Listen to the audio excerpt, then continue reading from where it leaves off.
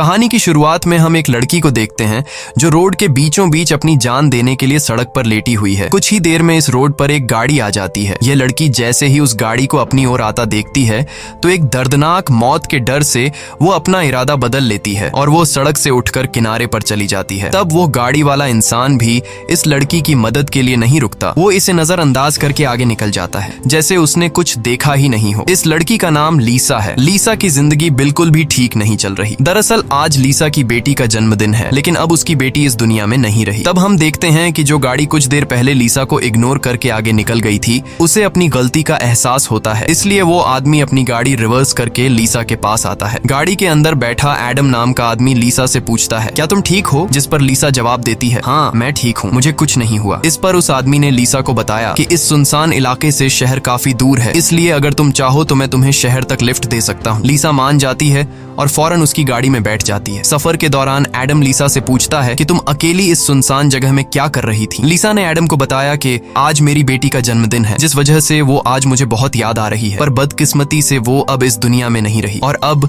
मैं बिल्कुल अकेली हूँ। कोई भी ऐसा नहीं है इस दुनिया में जिससे मैं अपना कह सकूं। लीसा की ये बात सुनकर एडम कहता है, अच्छा इस वजह से तुम रास्ते के बीचों बीच मरने के लिए लेटी हुई थी? जवाब में लीसा ने कहा, मैं मरना नहीं चाहती, बस एक बार किसी तरह से अपनी बेटी से मिलना चाहती हूँ। तभी लीसा कार का रेडियो ऑन कर लेती है। रेडियो पर एक न्यूज चल रही होती है। रिपोर्टर बताता है कि जंगल में एक सीरियल किलर घूम रहा है और आज सुबह इस किलर ने 2 और लड़कियों को मार दिया है। पुलिस के पास उस किलर की तस्वीर तो नहीं है, लेकिन उन्हें इसके बारे में ये जानकारी मिली है कि कातिल एक गोरे रंग का आदमी है जिसके पास ब्राउन कलर की गाड़ी है और उसके दाहिने हाथ पर एक क्रॉस का निशान है। ये खबर सुनकर लीसा के पैरों तले जमीन खिसक जाती है, क्योंकि रिपोर्टर रेडियो पर जिस कातिल का हुलिया बता रहा था वो कोई और नहीं बल्कि एडम ही था। उसके हाथ में क्रॉस का निशान देखकर लीसा बहुत ज्यादा डर जाती है। इससे पहले कि लीसा खुद को बचाने के लिए कुछ कर पाती, तभी एडम अचानक जोर से कार का ब्रेक लगाता है, जिससे लीसा का सर तेजी से कार की डैशबोर्ड से जा टकराया और लीसा बेहोश हो गई। कुछ देर बाद जब लीसा की आंखें खुलीं, तब उसने खुद को एक अजीब से बंकर में कैद पाया जो चारों ओर से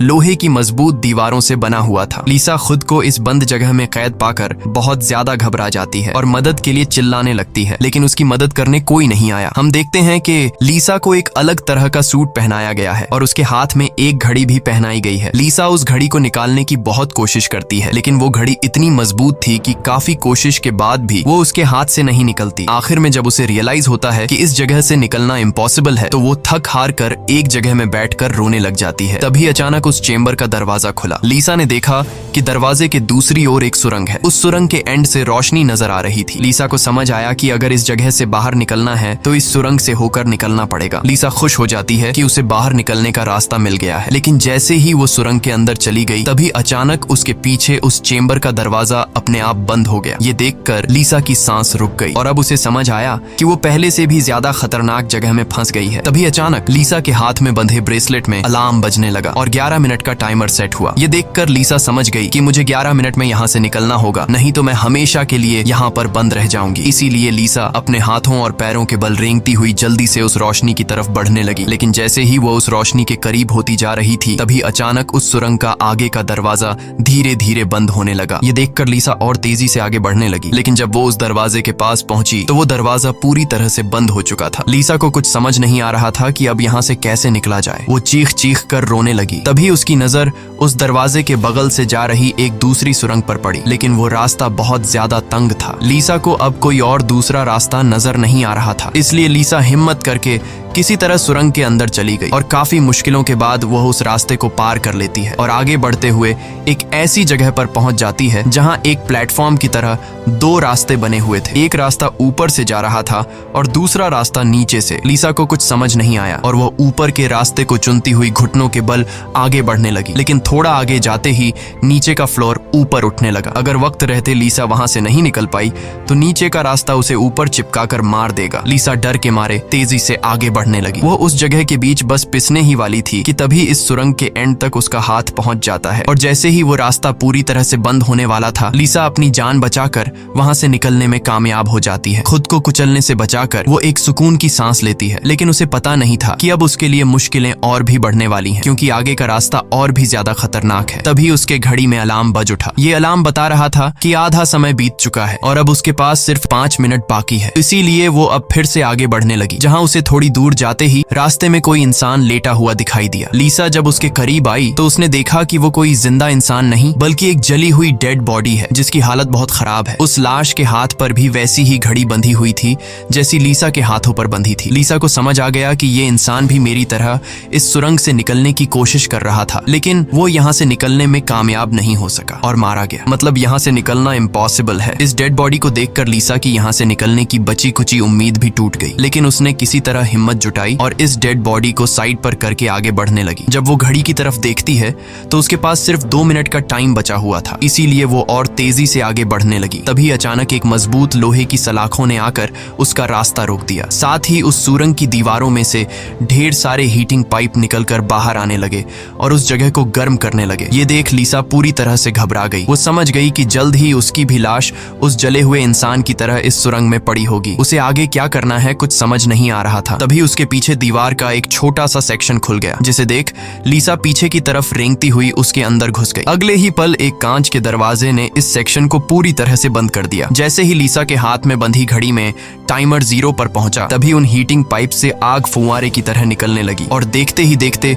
वो पूरी सुरंग आग की लपटों में डूब गई। लीसा जिस सेक्शन में बंद थी वह पूरी तरह से सिक्योर था, जिस वजह से उसकी जान बच गई। कुछ देर बाद वो हीटिंग पाइप्स वापस दीवार में चली गईं। लीसा जिस सेक्शन में बंद थी उस चेंबर का दरवाजा खुल गया। लीसा ने जो कुछ अभी अपनी आंखों के सामने देखा उस वजह से लीसा उस सेक्शन से बाहर नहीं निकलना चाहती थी, पर उस सेक्शन की दीवार लीसा को बाहर धकेल देती है और पहले की तरह अपने आप सुरंग से जुड़ गई। लीसा जैसे ही वहां से बाहर आई तभी उसकी घड़ी में फिर से 11 मिनट का टाइमर सेट हुआ। वह जैसे ही थोड़ा आगे बढ़ी तभी उस सुरंग का ऊपरी हिस्सा नीचे आने लगा और बिल्कुल उसके साथ आकर चिपक गया। बस इतना गैप बचा कि वो रेंगते हुए यहाँ से आगे निकल सके। लीसा अब पूरी तरह से बेबस हो चुकी थी। वो जोर जोर से रोने लगी। जब उसकी नजर घड़ी पर पड़ी तो वहां उसका टाइम खत्म हो रहा था, जिसका मतलब था कि अब से ठीक 11 मिनट बाद फिर से उस सुरंग में आग का सैलाब आएगा और लीसा को राख कर देगा। वो सोचती है कि इतनी बुरी मौत मरने से अच्छा है कि क्यों ना एक बार फिर से वो यहाँ से निकलने की कोशिश करे। इसीलिए वो फिर से हिम्मत करके अपनी जान बचाने के लिए पीठ के बल अपने हाथों के सहारे रेंगते हुए आगे बढ़ने लगी। थोड़ी दूर ऐसे ही रेंगते हुए जाने के बाद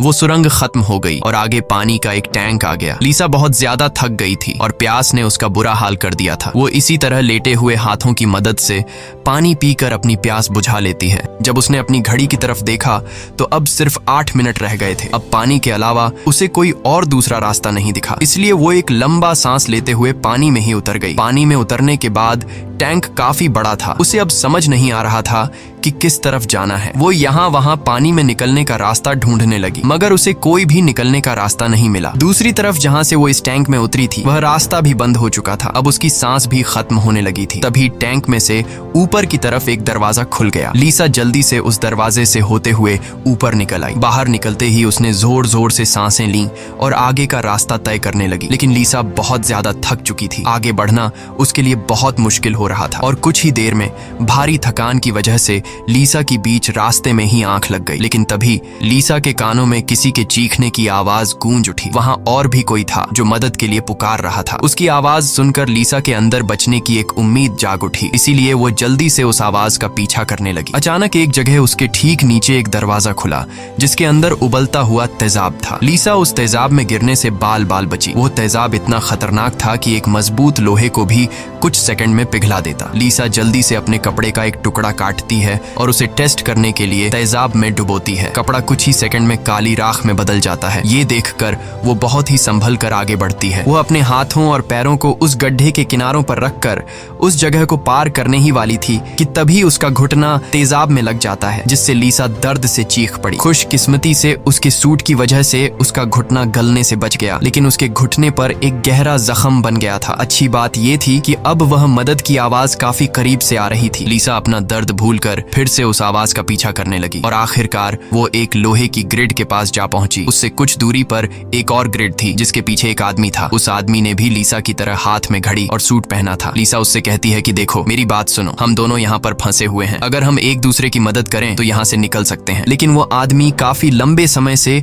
उस सुरंग में फंसने की वजह से उसकी दिमागी हालत खराब हो चुकी थी। वो कभी लीसा को गालियां देने लगता तो कभी सॉरी करने लग जाता। वो कहता है कि ये लोग जल्द ही वापस आएंगे और हम दोनों को मार देंगे। ये कहकर वो पागल जोर जोर से हंसने लगा। तभी लीसा देखती है कि उसके हाथ में बंधी घड़ी में 60 सेकंड की काउंटिंग शुरू हो गई है। वो हीटिंग पाइप्स दोबारा दीवारों से बाहर निकल आए और इस बार बचने के लिए जो सेक्शन था वो लीसा और उस आदमी के बीचों बीच खुलता है, जिसमें सिर्फ एक ही इंसान के छिपने के लिए जगह थी। अब या तो वो पागल आदमी बचेगा या फिर लीसा। अगले ही पल लीसा और उस पागल आदमी के आगे जो लोहे की ग्रिड थी वह हट गई। ये दोनों तेजी से उस चेंबर की तरफ भागने लगे और दोनों एक साथ चेंबर तक पहुंचे, जिसके बाद ये दोनों एक दूसरे को मारने लगे। उस बीच कभी लीसा उस पागल आदमी को चेंबर से बाहर निकाल देती तो कभी वो पागल आदमी लीसा को बाहर धकेल देता। लेकिन आखिर में जैसे ही वक्त खत्म होने वाला होता है, लीसा उस आदमी को लात मारकर चेंबर से बाहर कर देती है। वो आदमी लीसा को पैर से पकड़कर बाहर निकालने की कोशिश करता है। तभी 60 सेकंड खत्म हो गए और उस चेंबर के शीशे के दरवाजे ने उस आदमी का हाथ काट दिया। दर्द से वो आदमी चिल्ला उठा। तभी लीसा की नजर उस आदमी के हाथ पर पड़ी जिस पर क्रॉस का टैटू बना हुआ था। उस टैटू को देखकर लीसा समझ जाती है कि ये आदमी कोई और नहीं बल्कि उसे कार में बेहोश करने वाला सीरियल किलर एडम है। अब लीसा की सारी कंफ्यूजन दूर हो गई। पहले लीसा को लग रहा था कि एडम ने इसे यहाँ कैद करके रखा है, लेकिन उसकी ये सोच गलत थी क्योंकि एडम बेचारा तो अब खुद मौत के मुंह में था। इतने में ही लीसा की घड़ी पर 11 मिनट का वक्त पूरा हो गया और उन हीटिंग पाइप्स से निकलती तेज आग ने कुछ ही सेकंड्स में एडम को राख में बदल दिया। अपनी आंखों से एडम की इतनी भयानक मौत देखकर लीसा डर के मारे कांपने लगी। कुछ देर बाद सेक्शन के अंदर एक छोटे सुरंग में से एक रोबोट आता है। वह एक बहुत ही भयानक सा स्कल था। ये रोबोट लीसा को कोई नुकसान नहीं पहुंचाता बल्कि उसके तेजाब से जले हुए घुटने को ठीक कर देता है। लीसा ने उससे पूछा कि वो कौन है और उसे यहाँ क्यों लेकर आया है। जवाब में उस रोबोट के मुंह से एक टूल निकलता है और वो टूल लीसा के सूट के साथ कनेक्ट हो जाता है। उस टूल की मदद से लीसा को फ्लैशबैक की सारी बातें याद आने लगती हैं, जब वो कार में एडम के साथ थी और उसे एडम की सच्चाई का पता चलने पर एडम की उसके साथ झड़प हो गई थी। उस दौरान एडम ने लीसा पर चाकू से सीने पर वार किया और कार से बाहर फेंक दिया था। उसी पल लीसा को आसमान से उसकी ओर आती एक सफेद रोशनी दिखाई दी थी, जिसके बाद लीसा वापस प्रेजेंट में आती है। लीसा को अब एक बात समझ आ जाती है कि उन एलियंस ने ही दरिंदे एडम से उसकी जान बचाई थी और उसे यहाँ लाए थे, लेकिन वो उसे यहाँ क्यों लाए थे ये बताए बिना ही वो रोबोट वहां से निकल गया। लीसा ये भी समझ जाती है कि ये लोग जो भी हैं वे उसे मारना नहीं चाहते, बस उसे इस गेम को पार करना होगा, तभी वो यहाँ से निकल पाएगी। लीसा अब आगे का रास्ता तय करने उस चेंबर से बाहर आ गई। एडम का कटा हुआ हाथ भी वहां पर पड़ा हुआ था। उसी समय लीसा को उस कटे हाथ पर टाइमर के नीचे कुछ सिंबल्स दिखाई दिए। लीसा उन सिंबल्स का मतलब समझने की कोशिश कर ही रही थी कि तभी एक घूमता हुआ पंखा उसकी ओर आने लगा। उसे देख लीसा अपनी जान बचाने के लिए पीछे हटने लगी और उससे बाल बाल बचती हुई एक छेद से ऊपर की सुरंग में चली गई। तभी अचानक उसे सुरंग के ऊपर से किसी के चलने की आवाज सुनाई दी। वो आवाज एक जगह पर जाकर रुक गई। उस जगह पर सुरंग का ढक्कन खुला और उसमें से एक भयानक सा क्रीचर उतरा, जो देखने में तो इंसान था लेकिन जानवरों की तरह घुरा रहा था। उसका शरीर पूरी तरह से जल चुका था और उसकी आंखें सफेद पत्थर की तरह चमकदार थीं। तभी लीसा की नजर उसके कटे हुए हाथ की तरफ गई। उसका कटा हुआ हाथ देखकर लीसा समझ गई कि वो कोई और नहीं बल्कि एडम है, जो जलने के बाद एक राक्षस में बदल चुका है। अब वो लीसा को मारना चाहता था। एडम की आंखें जल गई थीं, इस वजह से वह लीसा को देख तो नहीं सकता था पर वो सुन सकता था। लीसा चुपचाप धीरे धीरे आगे बढ़ने लगती है, लेकिन तभी उसकी घड़ी के फर्श पर टकराने से एक हल्की सी आवाज गूंज उठी, जिससे एडम को उसकी भनक लग गई और तेजी से लीसा को मारने के लिए उसके पीछे आने लगा। लीसा उसके हाथ लगने ही वाली थी कि तभी लीसा एक पतली सुरंग से उस पार चली गई। एडम को कुछ नजर न आने की वजह से वह उस जगह को पार नहीं कर पाया। लीसा उस सुरंग से आगे बढ़ती हुई एक ऐसी जगह पर पहुंची जहां उसके पास आगे जाने के लिए 2 रास्ते थे। लीसा को कुछ समझ नहीं आ रहा था कि किस रास्ते को चुनना चाहिए। वह बहुत सोचने के बाद जब उसे कुछ समझ नहीं आता तो वह एक अंदाजे से लेफ्ट वाले सुरंग में घुस जाती है। सुरंग के बाहर एक कमरा था जिसकी चारों ओर कांच की दीवारें थीं। उन दीवारों पर लीसा को उसके पैदा होने से लेकर अपनी बेटी को जन्म देने तक की सारी यादें दिखाई दे रही थीं। वहां लीसा ने यह भी देखा कि किस तरह उसकी लापरवाही की वजह से उसकी बेटी की जान चली गई। लीसा अपनी बेटी को याद करके बहुत रोने लगती है। तभी उसने देखा कि ऊपर छत से एडम फिर से उसके पीछे आ रहा है, लेकिन लीसा उससे अपनी जान छुड़ाकर एक दूसरे सुरंग में पहुंच जाती है, जहां उसने कुछ ऐसा देखा जिससे उसकी खुशी का ठिकाना नहीं रहा। उसने देखा कि उस सुरंग के खत्म होने पर बाहर नीला आसमान चमक रहा है। अपनी आजादी को इतने करीब से देखकर लीसा में दोबारा हिम्मत आ गई, लेकिन उस सुरंग को पार करने के लिए उसे एक कंटीले रास्ते से होकर गुजरना पड़ेगा। अब सिर्फ 60 सेकंड का टाइम बचा हुआ था। अगले ही पल हीटिंग पाइप्स भी दीवार से बाहर निकल आए, जो 60 सेकंड्स खत्म होते ही उस जगह को आग से भरने वाले थे। लीसा बिना टाइम जाया किए इन कांटेदार तारों के नीचे से जाने लगी, जिससे वो कांटेदार तार उसकी बॉडी में घुसकर लीसा की पीठ बुरी तरह से काट देते हैं। लीसा बहुत ज्यादा तकलीफ में होती है और उसके पीठ से बहुत ज्यादा खून निकलने लगता है, लेकिन लीसा खुद की परवाह किए बिना धीरे धीरे आसमान की तरफ बढ़ने लगी। तभी पीछे सुरंग में चेंबर खुला, जिसमें एडम झट से जाकर छिप गया। अब कुछ ही देर में आग का सैलाब आने वाला था। खून से लथपथ लीसा बाहर निकलने की कोशिश में थी, लेकिन बहुत ज्यादा खून बहने की वजह से अब आगे बढ़ना उसे मुश्किल हो रहा था। उसकी आंखें धुंधली हो रही थीं। तभी 60 सेकंड्स खत्म हो गए और अगले ही पल वहां आग बरसनी शुरू हुई। उससे पहले कि वो आग का सैलाब लीसा को भी अपनी चपेट में लेता, लीसा के ठीक नीचे एक द्वार खुला और वो नीचे एक चेंबर में जा गिरी और बेहोश हो गई। थोड़ी देर बाद जब लीसा की आंख खुली तो उसने देखा कि वो फिर से उसी जगह पर आ गई है जहां से उसने बढ़ना शुरू किया था। यानी अब तक उसने जितनी भी मेहनत की यहाँ से निकलने की, वो सारी जाया चली गई। ये देखकर लीसा अब पूरी तरह से टूट चुकी थी। तभी वो रोबोट उसकी मरहम पट्टी के लिए दोबारा आ जाता है। लीसा ने उसे मरहम पट्टी करने से रोका, क्योंकि वो दोबारा ये सब दोहराने के लिए तैयार नहीं थी। उसने रोबोट से कहा कि वो अब सिर्फ मरना चाहती है। उस रोबोट ने लीसा की बात मान ली और उसके मुंह से एक इंजेक्शन निकलकर लीसा के शरीर की तरफ बढ़ने लगा। तभी लीसा को एडम के हाथ पर बने हुए निशान याद आ गए। वो समझ गई कि जरूर वो निशान यहाँ से बाहर निकलने का रास्ता बताते हैं, इसलिए वो अपने खून से दीवार पर एडम के हाथ पर बने हुए निशान बनाने लगी, जिसे काफी गौर से देखने के बाद लीसा को पता लगा कि ये तो एरो है जो यहाँ से निकलने की डायरेक्शन बताते हैं। जैसे कि पहला एरो लेफ्ट साइड की तरफ मुड़ा हुआ था, जिसका मतलब रास्ते में आने वाली पहली 2 सुरंगों में से उसे लेफ्ट साइड वाली सुरंग के अंदर जाना चाहिए। दूसरे नंबर का एरो राइट साइड की ओर मुड़ा हुआ था, यानी पहली सुरंग को पार करने के बाद जब फिर से एक साथ 2 सुरंगें आएंगी तब राइट साइड वाली सुरंग के अंदर जाना चाहिए। उसे लगा कि जरूर मेरे हाथ की घड़ी के नीचे भी इसी तरह के सिंबल्स बने होंगे जो यहाँ से बाहर निकलने की डायरेक्शन बताते हैं। ये समझते ही लीसा ने उस रोबोट से उसके जख्मों को ठीक करने को कहा। जख्मों की मरहम पट्टी होते ही वो एक नई उम्मीद के साथ फिर से इन टनल्स में निकल पड़ी। लीसा पहले भी इन सुरंगों से गुजर चुकी थी, इसलिए वह बड़ी आसानी से उन सुरंगों को पार करते हुए आगे बढ़ने लगी और उस तेजाब से भरे गड्ढे के पास जाकर रुक गई। वहां उसने अपनी घड़ी को तेजाब में जलाकर उसे अपनी कलाई से अलग किया। उसकी कलाई पर भी ठीक वैसे ही सिंबल्स थे जैसे एडम के हाथ पर थे, बस उनमें थोड़ी बहुत चेंजिंग थी। लीसा उस जली हुई घड़ी को अपने हाथों में लिए हुए आगे बढ़ने लगी और उस जगह पर पहुंच गई जहां उसने पहली बार इन 2 टनल्स में से लिफ्ट वाले टनल को चुना था, लेकिन सिंबल्स के मुताबिक सही सुरंग राइट वाली है। वो जल्दी से राइट वाली सुरंग में चली गई, जहां आगे जाकर उसे 2 और सुरंगें मिली जिनमें सही सुरंग लेफ्ट वाली थी। इसी तरह लीसा अपने हाथ पर बने निशान की मदद से हर बार सही रास्ता चुनकर आगे बढ़ रही थी, लेकिन तभी एक बार फिर से एडम उसके पीछे पड़ गया। यहाँ लीसा समझदारी से काम लेते हुए एडम को गुमराह करने के लिए एक सुरंग के अंदर अपनी घड़ी फेंक दी और खुद दूसरी सुरंग में छिपकर बैठ गई। एडम घड़ी की आवाज का पीछा करते करते दूसरी सुरंग में घुस गया। एडम के जाते ही जब लीसा ने अपनी कलाई पर बने सिंबल्स चेक किए तो उसे पता चला कि उसने एडम को जिस सुरंग में भेजा था वही सही सुरंग थी। ये देखकर लीसा बहुत ज्यादा परेशान हो गई। अब लीसा के पास कोई दूसरा रास्ता नहीं था, इसलिए वो धीरे से एडम जिस टनल में था वो भी उस टनल में घुस गई। ये टनल काफी अजीब सा था। ऐसा लग रहा था कि ये टनल जैसे किसी बड़े जानवर का पेट हो। लीसा धीरे धीरे आगे बढ़ने लगी। थोड़ा सा आगे जाकर उसने देखा कि उसकी घड़ी सामने पड़ी हुई है, लेकिन एडम भी वहाँ पर मौजूद है। एडम अब चूंकि देख नहीं सकता था, इसलिए लीसा चुपके से उस घड़ी को उठा लेती है, पर तभी घड़ी में 60 सेकंड्स बचे होने का अलार्म बजने लगा, जिसकी आवाज से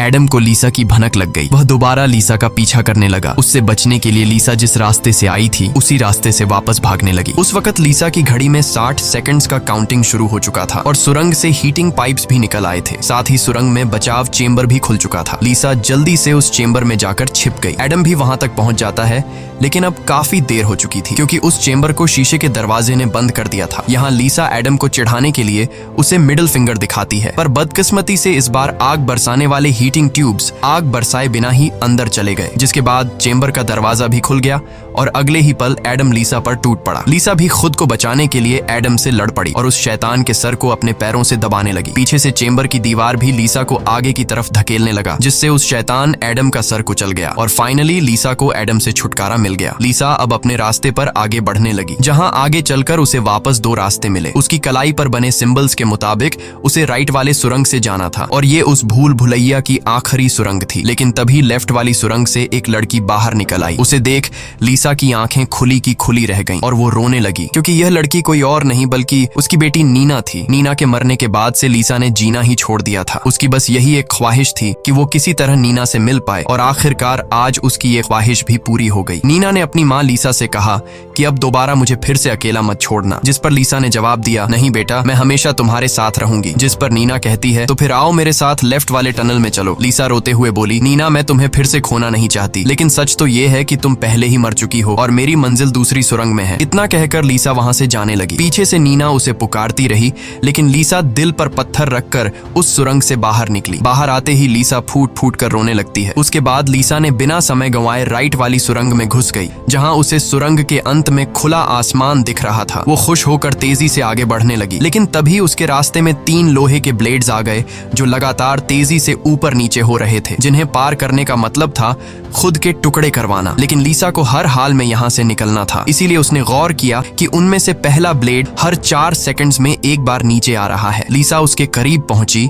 और जैसे ही वो ब्लेड ऊपर गया तो 4 सेकंड्स पूरे होने से पहले झट से उस पार चली गई। उसके बाद वो दूसरे ब्लेड के पास पहुंच जाती है। इसी तरह दूसरा ब्लेड हर 3 सेकंड्स में नीचे आ रहा था। लीसा ने हिम्मत दिखाते हुए उसे भी पार कर लिया, लेकिन लास्ट वाला ब्लेड सिर्फ 2 सेकंड्स में नीचे आ रहा था, जिसे पार करना लीसा के लिए बहुत ही मुश्किल था। पर आजादी की चाहत में लीसा ने उसे भी पार तो कर दिया, लेकिन बदकिस्मती से उसका पैर ब्लेड के बीच आकर कट गया। लीसा का दर्द से बुरा हाल हो गया था, लेकिन लीसा अपने पैर की परवाह किए बिना सुरंग के एंड तक पहुंच जाती है, जहां उसे खुला आसमान नजर आ रहा था। लेकिन जैसे ही उसने अपना हाथ सुरंग से बाहर निकालने के लिए आगे बढ़ाया, उसका हाथ सामने लगाए स्क्रीन पर जा लगा, जहां खुले आसमान का वीडियो चल रहा था। ये देखकर लीसा बहुत ज्यादा मायूस हुई। उसने कहा, मैंने वो सब कुछ किया जो मुझे करने को कहा गया था। उसके बाद वो पागलों की तरह हंसने लगी। तभी सुरंग से हीटिंग पाइप्स निकल आए, क्योंकि अब कुछ देर बाद 11 मिनट का टाइम खत्म होने वाला था। लीसा अब सुकून से मौत का इंतजार करने लगी, लेकिन इस बार वो हीटिंग पाइप्स उसे जलाए बिना ही वापस सुरंग में चली गई। तभी अचानक सुरंग का ऊपर का हिस्सा खुल गया और एक तेज रोशनी लीसा पर पड़ी। लीसा का शरीर अपने आप हवा में उठने लगा और उस रोशनी में समा गया। थोड़ी देर बाद जब लीसा की आंख खुली तो उसने खुद को एक झरने के किनारे पाया, जिसे देख लीसा के चेहरे पर मुस्कान वापस लौट आई। वहां पर नीना भी मौजूद थी। लीसा ने नीना से पूछा, क्या मैं मर चुकी हूँ? इस पर नीना ने कहा, तुम्हारा शरीर एक बार नहीं बल्कि अब तक कई बार मर चुका है। लीसा ने फिर से पूछा कि अब यहाँ मुझे क्या करना है? जिस पर नीना ने जवाब दिया, यहाँ तुम्हें बस जीना है और कुछ नहीं करना। यहाँ हमें पता चलता है कि जिस जगह पर लीसा अब मौजूद थी वो जगह दुनिया नहीं बल्कि कुछ और ही थी और किसी स्वर्ग की तरह खूबसूरत थी। इस फिल्म की शॉर्टकट एक्सप्लेनेशन ये है कि लीसा जब एडम के साथ कार में सफर कर रही थी, तब एडम ने लीसा पर चाकू से वार करके उसे मार दिया, जिसके बाद वह सीधा नरक पहुंची। वहां उसके पाप धुल गए और एंड में वह स्वर्ग जा पहुंची। इसी के साथ ये कहानी खत्म हो जाती है। अगर वीडियो आपको अच्छी लगी हो तो हमारे चैनल को सब्सक्राइब और वीडियो को लाइक कीजिए।